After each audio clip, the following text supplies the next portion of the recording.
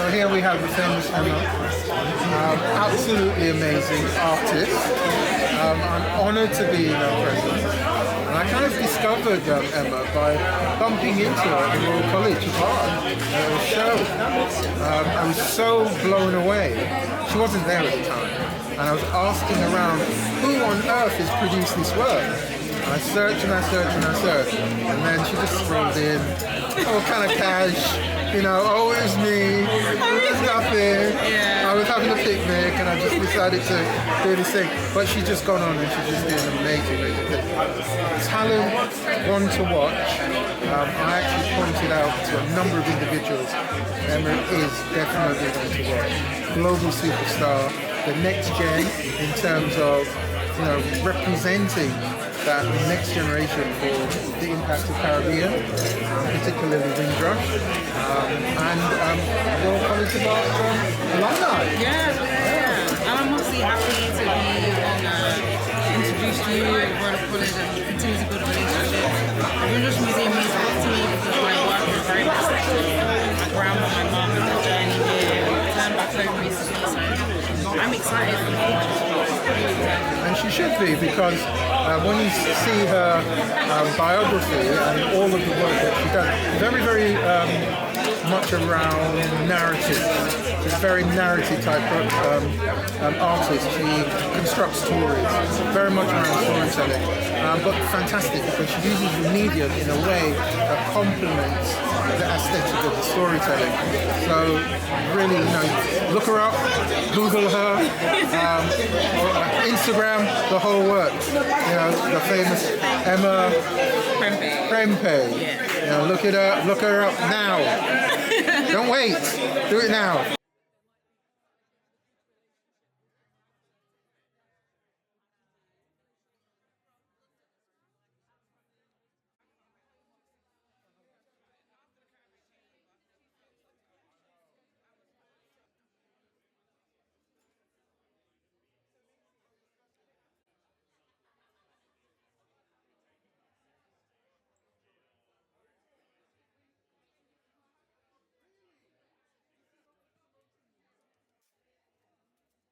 Amazing Karen. Yes, amazing. With a C, yeah, not with a K, with a C, and she's responsible for all of this. We have, actually, let's start from here. So we've got some pumpkin soup, and then we have some rice and beans. We've got gravy here, jerk chicken. Everything's cooked fresh today, this morning. Jerk chicken, and then we've got some festival, and we have some fritters. So fritters and festival. And then we've got salad, coleslaw, everything's homemade.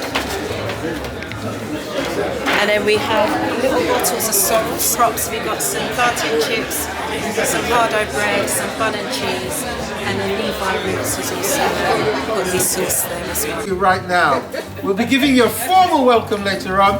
Please have something to eat. All right, thank This you. is an exhibition of Windrush food culture after all.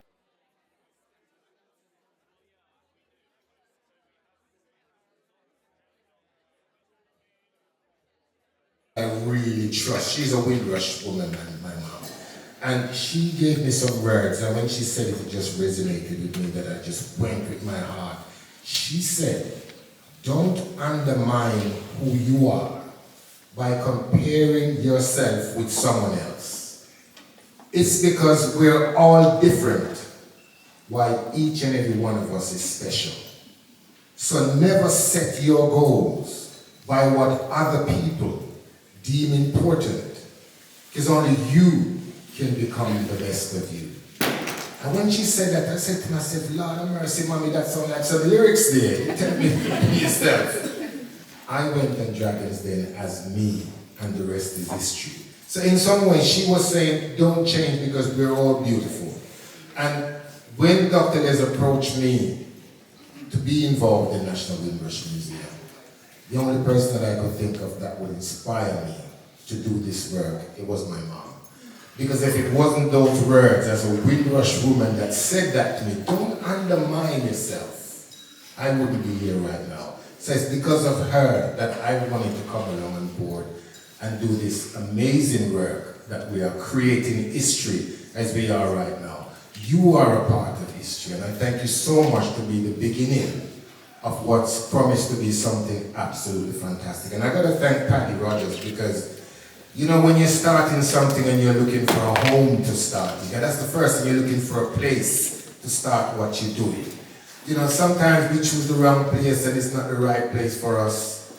But to be here at the Royal Maritime Greenwich Museum, where we start this most important work of giving thanks and praise to our ancestors, the Windrush generation, it's important that we find a really fantastic home to start.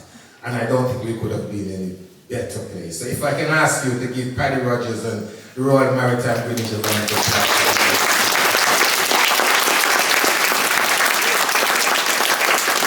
Thank you so much.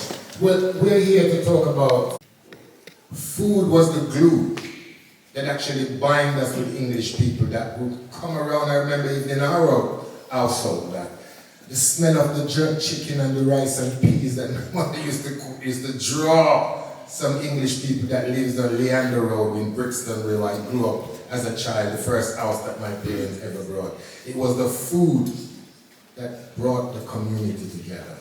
So what better way to start this first event that we have here at the National Windrush Museum is to talk about food.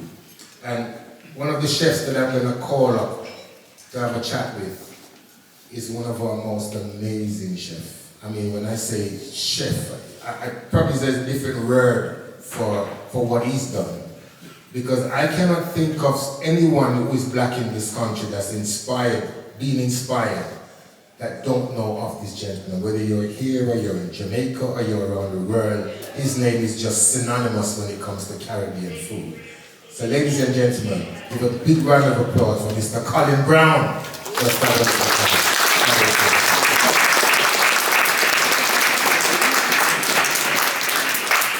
Thank you, Colin. Thank you so much. Hi, guys. First of all, Colin, this is Windrush Food, and you're an expert at Windrush Food, but just give us a little snippets of who Colin Brown really is. Okay. Hi, guys. Thanks for having me, So, I am 7th generation Maroon. I don't know if you know Nanny. Everybody know Nanny. She defeated the British Army. 2000 British soldier. Her brother, Kojo. So, I'm 7th generation. Is my great-great-great-great-great-great-grandmother. A lot of great. So, we are from the mountains of Trelawney, where food is from. I never go to culinary school like normal people. My grandparents, they don't believe in university. They say, you're a boy, you need a skill. And how you get started in cooking where I'm from, if you're the first child, you have to learn to wash, cook, clean. And you pray for 2 sisters. We live in the Maroon village, where food is just the way of life. If my friends are coming over, we cook. We don't have stove. We get the sticks and and then my grandmother take it from that level. I'm 8-year-old and she have me cooking in church. Convention. And if you want to go to hell, burn the church rice. You have to learn to turn the fire down. So you have to pull out the sticks to make sure you don't, like, seriously, it was ridiculous. And then after, by the time I reached high school, my grandmother said, okay, you're good with food and nutrition. So yeah, I was so advanced because I'm starting very 8-year-old, I've been making dinners for 6 people, And when I finished high school, I was saying I was so looking forward to go to university and college. My grandmother said, you ain't going no college, my friend. So I didn't like this lady. Because if she was here, she would be in jail today for child abuse. I never liked this lady because I'm like, how can you not send me with my friends? And it's the best move she ever made. She put me, you remember La Rousse restaurant? I do, yes. So that's where she put me. She paid them to take me. And then let them pay me. And she's paying them. You know what I mean? It's a crazy setup. But the thing is, it's called a on-the-job training program. By the time I was 15 and a half, I was on a main course, doing lobsters. So you couldn't get paid until you're 16. So I have to wait 6 months to be paid. It was this crazy cycle. Well, by the time I was 19, I was working 19 hours a day. come to England, because when I worked, I went to the Cayman Islands, and that's when I get introduced to proper cuisine, and I'm like, okay, and I love it. Make a lot of money because I was working 19 hours a day, only have 5 hours to sleep, so you save. Go back home, splash it. You know, then I'm like, right, England, we want to go to England, it's the food capital of the world. I get a very rude awakening when I come here because it was like, I think it was 1,500 at the time to go in Westminster College. That's like millions. For a guy just come over, you know?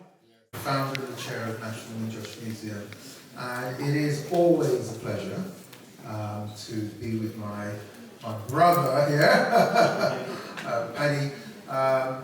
On behalf of the board and the Development Council, which Levi runs, of National Windrush Museum, we want to formally thank you and your board and the trustees and particularly your staff who have just been amazing.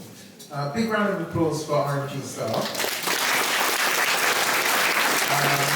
When I say RMG staff, we've been particularly privileged over this particular episode and experience to work with literally everyone through the staff. And one of the great things is, for me, has been seeing the working together, the cohesion, the alignment of both teams working together. So I'd like to thank you for that. Did you enjoy the food? Yes! Okay, there you go. Right, so this is the lady who is responsible for the food. We did a big search, and there were many, many amazing individuals that obviously could have provided food for you today. When we were looking to put together the first exhibition here, some people said, why do we talk about poverty? You know, poverty is an issue, and it's a big, big issue for me, especially child poverty right now. It's absolutely crazy. People said, why do you talk about crime? You know, crime is a big issue for me. You know, I'm not going to lie. Why don't you talk about the Windrush scandal? Well, we're doing that. The whole of this Windrush scandal, actually. And why don't we? And there are so many why don't we's that we've got to talk about. But the team, our board, we've got a great board, decided that we would go out, we're talking about lived experiences. And one of the key lived experiences is around food culture, sociology of food, history of food. So many different angles and aspects, multi-dimensional approach to how food impacts on us as individuals, on our families, and on civic society. But before we go on to the exhibition, I'd like to hear a little bit from Karen here. I'm not going to ask you any questions, but I'd like to for you to tell us a little bit about your story. Okay, good evening everyone. So, I started my business in 2014. The inspiration came from my granny, obviously growing up, and I remember going to my grandparents over 6 weeks holiday, and I was always in the kitchen with my grandparents, watching how they cook, learning it myself and just putting my own little touch on it. So I started the business. It's a family-run business. My husband, my children, my sister, my nephew, everybody's involved, and this is what's brought me here today. I'm not really a talker.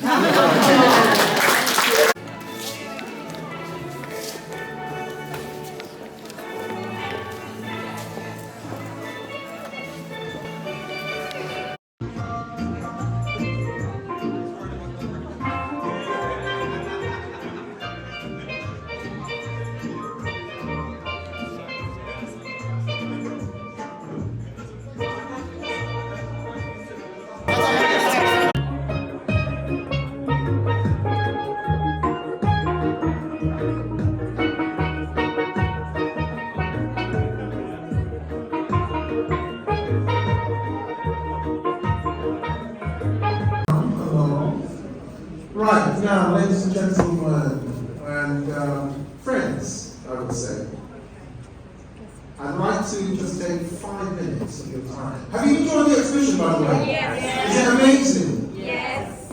No, you don't. Yeah. Yes. Is it amazing? Yes. Yeah, it's absolutely super amazing. And you guys are the first to actually see this. This is a private view. We're actually opening to the public on the 6th of November. And it's been running pretty much for about 6 months or so. As Florian mentioned, we're kind of privileged here because we're going to be having all of the individuals from the Caribbean community, the Caribbean countries. And as you can see here, this is just a little spotlight. So, is this Jamaica? Are you sure it's not Jamaica? So we've got all of the islands, and they're all of them just as special, but they are actually going to be in this space. Now, at the National Windrush Museum, we are a museum, which means that we're in the business of telling stories. Right. I'd like you to welcome Charmaine, and I'd like you to welcome Denise Liga, our museum director. Put your hands together, please. Yeah. Now, I brought Denise together because Denise has been partly responsible for connecting with Charmaine. And Charmaine is just an amazing artist. But she's managed to craft a Dutch pot. Does anyone know what Dutch pot is? No. Are you sure? No. Has anyone used the Dutch pot? No. Are you sure? Yeah. All right, can you say a couple of things? Good evening, everyone. Good evening. Okay, have you all enjoyed? Yes. Have you enjoyed the food? Yes. Have you enjoyed the company? Yes. Have you enjoyed the showcase and the exhibition? Everything. Everything great? Yes. Well, we're going to give you one more thing to enjoy before you leave, okay? And I'm going to introduce you to a sister and an artist and the person who's responsible for crafting this very fine Dutch pot that is standing right in front of me. Now, the Dutch pot is actually the icon of the Windrush Food and Culture Showcase exhibition. And it is the icon because it's the thing that binds us. Who doesn't know about the Dutch pot? Okay, so you see my point. We all know. Sorry, can we just have a little bit of quiet, please? Because I want to introduce the artist and she's going to say a few words about her work. So, having her craft this Dutch pot was something she created before we met her, and we went to an event at the Jamaican High Commission. We did. We did. And she was one of the artists that was showcased that day. And when we saw it, we said we knew that it was the icon for this, because it's the symbol. You know, we all understand what it is. And I explain to people, I say, well, what the wok is to the Chinese, this Dutch pot is to us. And so we can all identify with that. And it's something that is very distinct and different from all of the sort of crockery that we find over here in the UK. And so to find an artist who actually thought that she needed to immortalize this icon was amazing. And so it was amazing when we met her, when we had some conversations about this. And we have been donated one of these icons. Only two exist, and she was donated one to the National.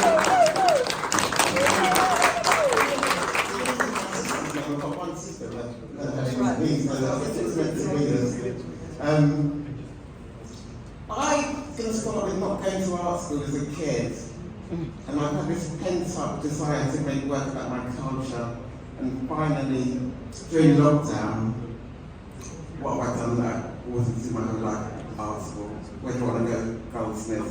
I got in to Goldsmith. I graduated last year. I'm now an installation artist, award-winning installation artist. I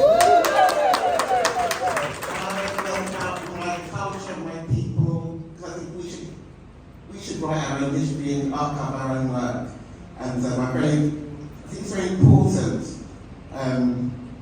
So one of the first pieces I made at Goldsmiths was this, because I was racking my brain, what is an iconic piece that represents my culture, my people, my family? And I have a distinct memory, and I'll tell you about that one memory now, and that is because when I was a kid, we went to live with my grandparents in Fulham, Jamaican parents. I'm half Belgian and half Jamaican. So we went to live with my maternal grandparents, they're Jamaican. I was about 6. You know, really young, you think it was a really long time, but it was actually only a couple of years. And they returned to Jamaica when I was about 8, and that was always what they wanted to do, come here and return, which they did, and which meant that we could then go to Jamaica and stay with them. It was kind of magical, like 9 years old, going to Jamaica, living with your grandparents that you know already, you know and love already. And the first time we went there, the first day we arrived, what we had to do before we could meet anybody else, and I have, you know, like many Caribbean people, I have tons of family. The first thing we had to do was visit my great uncle. So that's my grandmother's auntie. Yeah. So I had my sister and myself. I had one sister. I completed the wrong shoes on. You know, not ready. I got white socks on, slippery shoes. And the neighbours were literally our relatives. So all my cousins came over, similar ages to us, to take us to go and see out my great uncle who lived in the bush. That's all I know. He lived in the bush. So we followed them, and I'm just arrived, so I don't understand the word they're saying yet, you know. So but we're laughing, it was happy times, and we were down hills and slipping off rock stones and through a stream here and across that way and over the bush here and through the trees here until we came to a clearing. And in this clearing was a wooden shack house, and then there was a tripod with a Dutch pot hanging from it over a fire.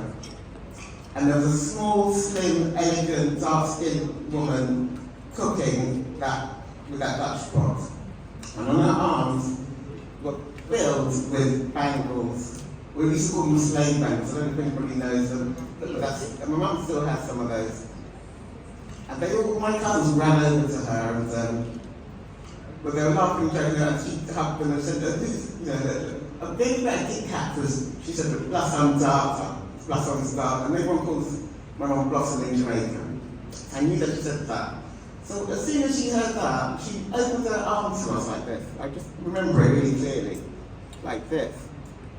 And I can't even tell the story without tearing up, because the feeling, when that love that poured out of her, I was just so moved. I just knew it was a feeling I'd never had before in my life. I love her family. It was a deep part. I felt like it was a Jamaican love. I'm sorry, but that's how I felt. This is what love is in Jamaica. And it turned, she hugged us and everything, and we went back with our cousins and everything, but it transpired that she was a maroon. She was actually a twin.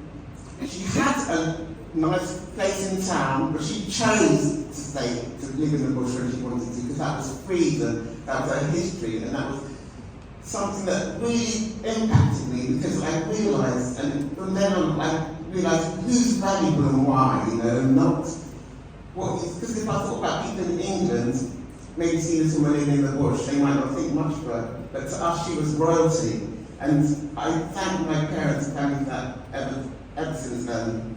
And so not only is this about my family, but it's also about our culture, it's also about, we think the food tastes better in it. It's also about every time you go to as a kid, you go to a Caribbean person's home, there's food for you if you want it.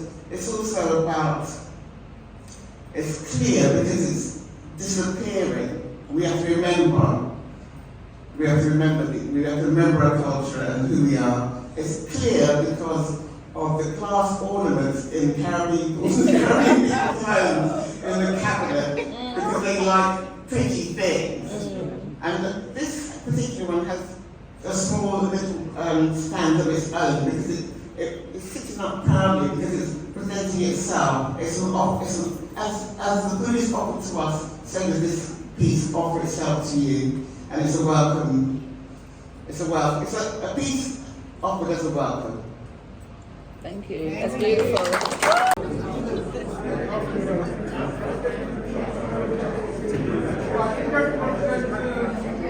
Direction over here. Yeah. I'm gonna count you in, yeah? Alright, cool. 3, 2, 1. Thank you, DJ.